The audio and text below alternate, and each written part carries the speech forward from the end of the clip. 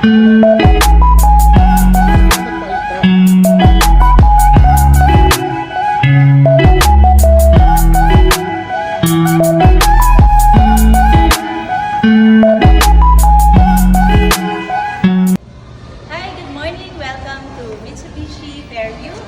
Raja, your sales executive for today, and today I'm going to present to you our all-new Mitsubishi Triton 2020.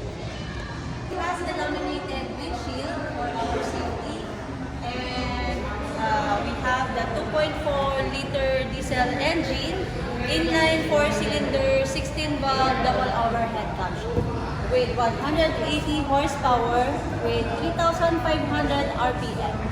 Okay. As you can see, we all have the all-new design exterior design for more aggressive front fascia paired with cunning lights and with massive square head shape grille iconic dynamic shift. Both with top design, and we have the DRL for daytime running light and the LED for headlight and fog lamps. Para naman po sa ating gulong, we have the 18 wheels alloy with 265/60 R80. Ayan, so para po sa ating side mirrors, as you can see, meron po tayong signal light for our left turn or right turn.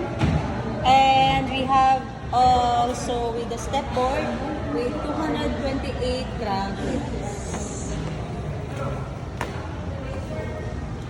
So, dito naman po tayo sa ating steering wheel. Meron po tayong control system. We have the cruise control for set. And then, rest. And control system for driving mode. Ito po merong left for options. Okay. And then, you can control our Bluetooth via Bluetooth, Android, or CarPlay. Dito po. Okay. And also with we have the 12.3 inches infotainment system and digital control system for our air condition.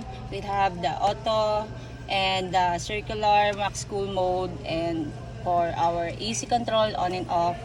And we have the USB type C for our charging system and the wireless charging system. So para po sa ating GLX variant, we have the automatic gear and manual handbrake for our GLX transmission.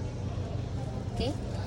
So dito naman po tayo sa passenger seats. We have the 5 capacity passengers.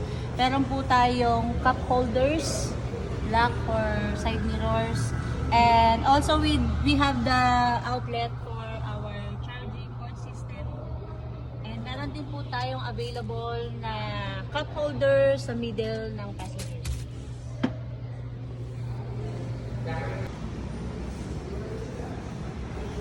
Ayan, so meron po tayong new improvement with the T-shape combination of the signal light. Okay, so meron po tayong backup camera and lang for our safety. We also have the 985 kilograms load capacity. Okay, medyo mabigat siya.